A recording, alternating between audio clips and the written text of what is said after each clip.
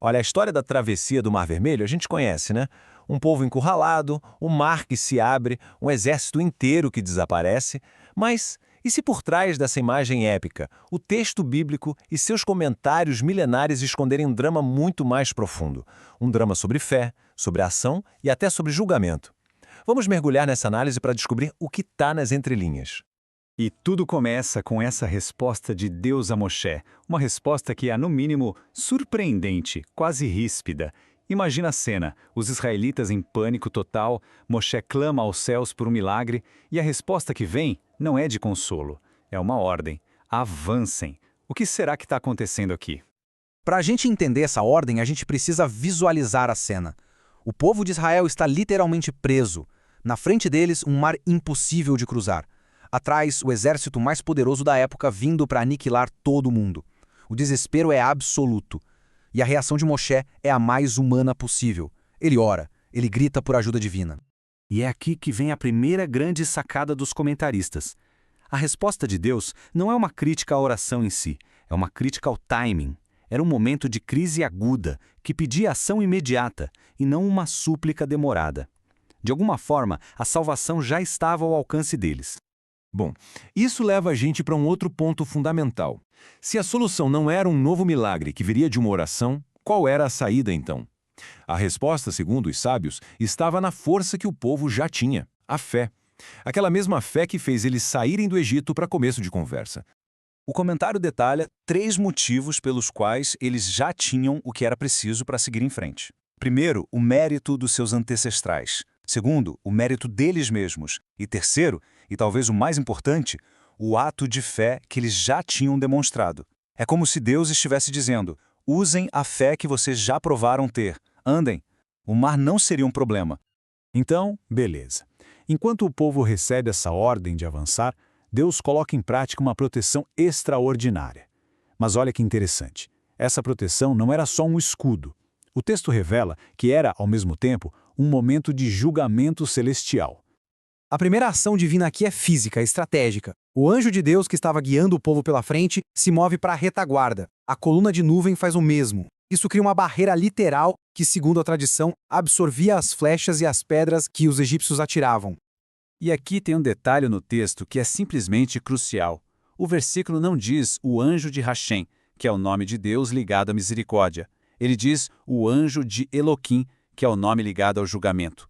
Isso ensina que, naquele exato momento, os próprios israelitas também estavam sendo julgados para ver se mereciam ser salvos ou se deveriam morrer junto com os egípcios. A situação era muito mais tensa do que a gente costuma imaginar. Para ilustrar essa proteção, o comentário usa uma analogia muito poderosa. Pensa num pai andando com o filho. Se aparecem ladrões na frente, ele põe o filho atrás. Se um lobo aparece por trás, ele põe o filho na frente. E se tem ladrões na frente e um lobo atrás, ele pega o filho no colo. Era assim que Israel estava, com o mar na frente e os egípcios atrás. Então Deus os tomou, por assim dizer, em seus braços. E o mais incrível é a dualidade dessa proteção. A mesma coluna de nuvem que ficou entre os dois acampamentos trouxe escuridão e confusão total para os egípcios. Mas para o lado de Israel, essa mesma nuvem iluminou a noite inteira. Deu a eles luz para que pudessem se preparar para a travessia. Certo, com a fé em ação e a proteção divina ali garantida, a gente chega no clímax da história, o milagre da abertura do mar. O texto até dá um detalhe bem físico pra gente. Um vento leste, muito forte, soprou a noite inteira e foi transformando o leito do mar em terra seca. Mas, como a gente vai ver, a escolha desse vento específico, o vento leste, não tem nada de aleatória. E claro, essa escolha não foi por acaso de jeito nenhum. O vento leste é citado várias vezes nas escrituras como um instrumento de punição divina. Ou seja, o mesmo vento que abriu um caminho de salvação para Israel era, na sua essência, uma arma de julgamento sendo preparada para os seus perseguidores. Agora se preparem, porque a escala desse evento foi algo muito, mas muito maior do que a gente pensa. O milagre não foi só local. Os comentaristas ensinam que todas as águas do planeta, rios, lagos, até água dentro de um copo, se dividiram naquele instante. Por quê? Para que o poder de Deus fosse revelado no mundo inteiro, não só ali, nas margens do Mar Vermelho. Beleza, o caminho está aberto, os israelitas atravessam. E os egípcios, cegos de arrogância, Eles vão atrás, direto para a armadilha divina. Olha só que detalhe. Tem uma sutileza na gramática aqui que revela uma verdade teológica bem profunda. O texto diz todo o cavalo do faraó, no singular. Isso ensina que, aos olhos de Deus, toda aquela cavalaria egípcia assustadora, com centenas de carruagens, era tão insignificante quanto um único cavalo. A derrota deles foi, sim, sistemática e totalmente sobrenatural. Primeiro, a coluna de nuvem desce e transforma o chão, que estava seco, num lamaçal. Depois, a coluna de fogo ferve essa lama, o que faz as rodas das carruagens se soltarem e queimarem. O exército fica completamente imobilizado.